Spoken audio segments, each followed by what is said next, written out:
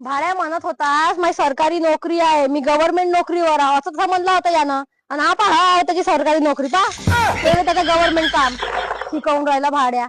का पाहून राहिला असा मारीन तुमच्या एका तोंडावर.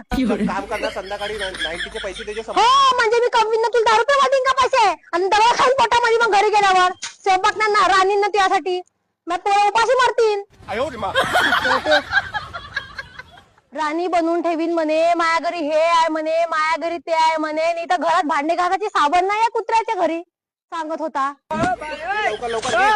हो हो नेतो ना टाकतो जे तोंडावर ऊस काढला लेकाचा कुत्रा.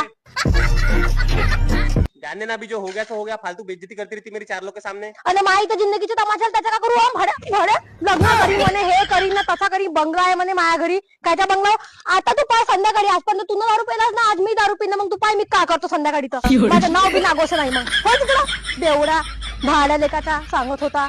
येऊ नको माझ्या घरी असं